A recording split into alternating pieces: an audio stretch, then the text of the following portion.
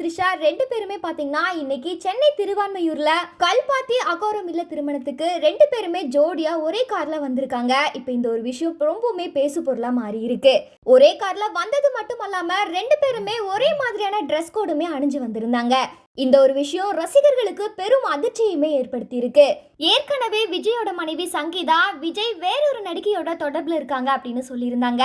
இப்ப அதை உறுதிப்படுத்தும் விதமா விஜய் மற்றும் த்ரிஷா ரெண்டு பேருமே ஜோடியா இந்த மேரேஜை அட்டெண்ட் பண்ணிருக்காங்க.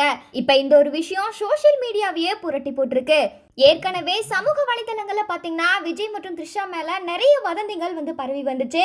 அது மட்டும் இல்லாம விஜயோட மனைவி சங்கீதாவுமே அந்த நடிகையோட பெயரை குறிப்பிடாமலே இருந்தாங்க. ஆனா இன்னைக்கு அந்த நடிகை யாரு அப்படின்றத வெளிப்படையாவே உறுதியாயிருக்கு.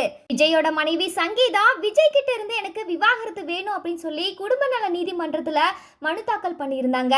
அது மட்டுமல்லாம விஜயோட வருமானத்துக்கு ஏற்றவாறு அவர்கிட்ட இருந்து நிரந்தர ஜீவனாம்சம் பெற்றுத்தர வேண்டும் அப்படின்னு அந்த மனுல குறிப்பிட்டிருந்தாங்க.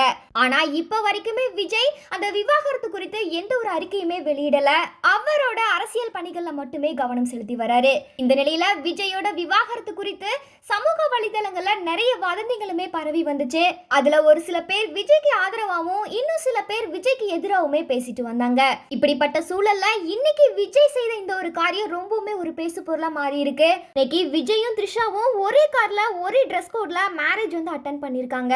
இப்ப இந்த ஒரு வீடியோ தான் சோஷியல் மீடியா முழுவதுமே வைரல் ஆகி வருது. இந்த நிலையில விஜயோட மனைவி சங்கீதா விஜய் கிட்ட இருந்து விவாகரத்து கோரி மனு தாக்கல் பண்ணியிருந்தாங்க. இந்த மனு வர ஏப்ரல் 20ஆம் தேதி விசாரணைக்கு வரப்போகுது. அந்த நாள்ல விஜய் மற்றும் சங்கீதா ரெண்டு பேருமே நேர்ல ஆஜராகணும் அப்படின்னு குறிப்பிட்டிருக்காங்க. மேலும் விஜய் மற்றும் த்ரிஷா குறித்த உங்களோட கருத்துக்களை மறக்காம கமெண்ட் செக்ஷன்ல பதிவு பண்ணுங்க.